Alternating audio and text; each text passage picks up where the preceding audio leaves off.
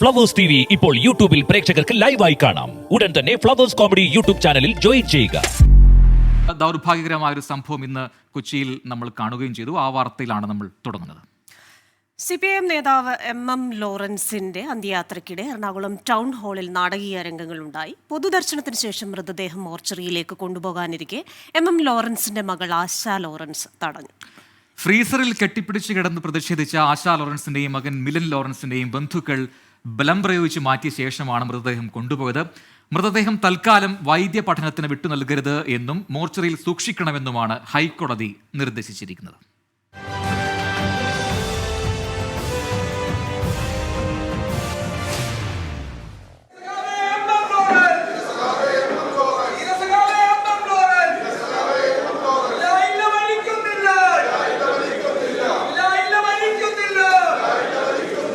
പൊതുദർശനത്തിന് ശേഷം മൃതദേഹം മെഡിക്കൽ കോളേജ് ആശുപത്രിക്ക് വൈദ്യപഠനത്തിന് വിട്ടു നൽകുമെന്നാണ് CPIM അറിയിച്ചിരുന്നത്.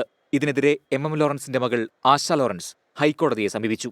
തൽക്കാലം വൈദ്യപഠനത്തിന് വിട്ടു നൽകരുതെന്നും അന്തിമ തീരുമാനമാകും വരെ മൃതദേഹം മോർച്ചറിയിൽ സൂക്ഷിക്കണമെന്നും ഹൈക്കോടതി.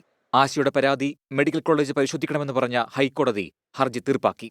തുടർന്ന് മൃതദേഹം മെഡിക്കൽ കോളേജ് ആശുപത്രിയിലേക്ക് മാറ്റാനിരിക്കെയാണ് ടൗൺ ഹാളിൽ നാടകീയ രംഗങ്ങൾ അരങ്ങേറിയത്.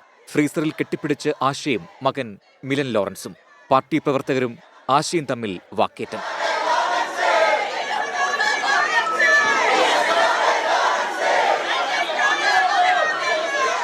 ഒടുവിൽ ബന്ധുക്കൾ ആശയെയും മിലനെയും ബലം പ്രയോഗിച്ച് മാറ്റി.